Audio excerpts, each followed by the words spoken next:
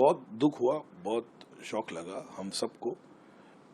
बचपन से हमने ने असरानी जी की पिक्चरें इतनी देखी है और मुझे तो याद है उनकी मैंने कहीं शूटिंग देखी है पिक्चरों में, खार बैंड्रा एरिया में। मुझे कभी मैं उनके साथ काम नहीं किया, लेकिन मुझे जब भी मिलते थे किधर भी फंक्शन में, पार्टीज़ में या कोई भी इवेंट्स में, तो हमेशा उसमें उनकी में एक एनर्जी थी, हमेशा बहुत ही पॉजिटिव थे।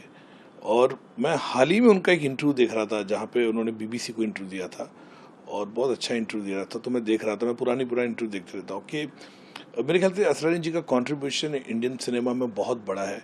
कितनी फिल्मों में उन्होंने काम किया, 300 से ज़्यादा फिल्मों में उन्होंने काम किया, अलग अलग किरदार किए, अलग अलग कॉमेडी की, सीरियस रोल भी उन्होंने बहुत अच्छी तरह से किया है। शोले का किरदार जो है वो आज भी लोगों के दिमाग में है। जेलर का जो किरदार उन्होंने किया बहुत ही अच्छा किया। उनकी कॉमेडी टाइमिंग बहुत ही कमाल की। और कहीं बड़े बड़े दिग्गज फिल्म मेकर, मेरे ख्याल से ऐसा कोई फिल्म मेकर नहीं होगा जो 70s 80s 90s या अभी मैंने सुना वो 2 पिक्चर कर रहे थे। उन्होंने हर फिल्म मेकर के साथ काम किया है, फिल्में डायरेक्ट की है। और कहीं लोगों के लिए वो मास्टर भी थे, गुरुजी भी थे, एक्टिंग भी सिखाते थे पूना इंस्टीट्यूट में। तो मेरे ख्याल से उनका योगदान, उनका कंट्रीब्यूशन हमेशा मिस होगा कि जिस तरह से वो एक कलाकार थे, एक आर्टिस्ट थे, पूरे परफेक्ट एक्टर। जिसमें कहा ना, मैंने कई फिल्मों में उनको सीरियस रोल करते भी देखा है।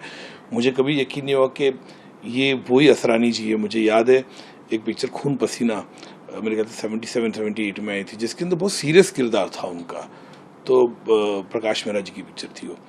तो मुझे याद है कि इस तरह की कई ऐसे किरदार उन्होंने किए और हर दिल में, हर हिंदुस्तानी के दिल में वो हमेशा बसे रहेंगे, हमेशा उनकी याद आएगी। और मेरे ख्याल से पूरी इंडस्ट्री उनको मिस करेगी और जितने भी उनको चाहने वाले हैं वो असरानी जी को मिस करेंगे। असरानी साहब के देहांत से एक दौर ख़त्म हो गया है। एक दौर जो तकरीबन 60 साल सर चढ़कर बोला था। एक ऐसा कलाकार जिसकी रेंज, मैं नहीं समझता कि हिस्ट्री में, इतिहास में 2 या 3 कलाकार होंगे जिनकी ऐसी रेंज होगी, ऐसी वर्सेटैलिटी होगी जो असरानी साहब में थी। आप उन्हें कॉमिक रोल दे दें, आप उन्हें विलनिश रोल दे दें, आप उन्हें सीरियस रोल दे दें, और बहुत सी गुजराती फिल्मों में वो एज ए हीरो भी आए, हिंदी फिल्मों में भी हीरो आए, और जो रोल भी उन्होंने किया बहुत ही कामयाबी से किया। तो he was a power house performer. इतना टैलेंट बहुत कम लोगों में होता है। मेरा उनसे रिश्ता बहुत पुराना है। मैंने जब पहला कदम रखा था film and television institute of India में 1969 में, तो वहाँ हमारे वो टीचर थे। हमें मूवमेंट, इमेजिनेशन और डिक्शन की कोचिंग करवाते थे। बहुत ही गंभीर रहते थे। कभी हमें अंदाज़ा नहीं था कि आगे चल के ये इतने बड़े कॉमेडियन साबित होंगे। और मेरे कई रिश्ते थे उनके साथ। एक तो गुरु चेला का रिश्ता था, फिर मैं उनका को एक्टर था, नमक हराम में हमने साथ काम किया। उसके बाद उनकी डायरेक्शन में मैंने काम किया फिल्म दिल ही तो है में, और हमने शोज भी बहुत साथ किए। तो जो उनकी कॉमिक टाइमिंग थी उसका कोई मुकाबला नहीं कर सकता। उनका सेंस ऑफ ह्यूमर और प्रेजेंस ऑफ माइंड, हाजिर जवाबी, मैंने कभी किसी में नहीं देखी है। तो फुलझड़ियाँ भी छोड़ते रहते थे बीच में। एक शो था जिसमें मिठुन चक्रवर्ती को उन्हें इंट्रोड्यूस करना था, तो कहने लगे ये आ रहे हैं सुपरस्टार मिठुन चक्रवर्ती, जिनकी पहली फिल्म थी मृग्या और जिसका प्रोड्यूसर मर गया। तो ऐसी उनकी टाइमिंग होती थी। मैं उनके बारे में ये कहूँगा कि जैसे लता जी गानों के लिए पैदा हुई थी,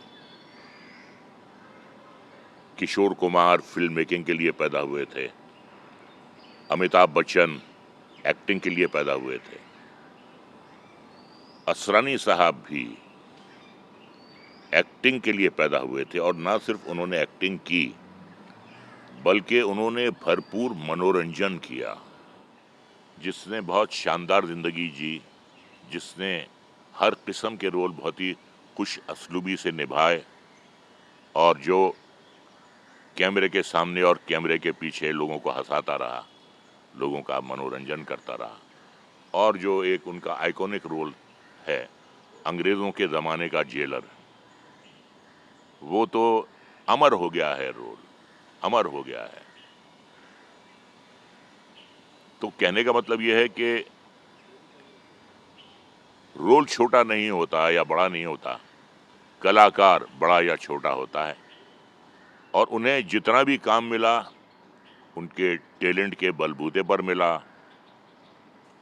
उनकी कॉमिक टाइमिंग की महारत के लिए मिला। और बहुत ही कोऑपरेटिव इंसान थे। कभी उनके बारे में कोई शिकायत नहीं सुनी, कमिटमेंट के पक्के थे। और जब शोज करने जाते थे हम लोग साथ, तो बहुत मनोरंजन करते थे लोगों का। बस यही कहता हूँ कि असरानी साहब, आप चले तो गए हो, लेकिन जाते जाते एक शेर आपकी नज़र करूँगा कि यूं तो आते हैं लोग जाते हैं, यूं तो आते हैं लोग जाते हैं, जिंदगी में हजार हाल, लेकिन इनमें कुछ ऐसे लोग होते हैं दिल पे जो नक्श छोड़ जाते हैं, यूं तो आते हैं लोग जाते हैं।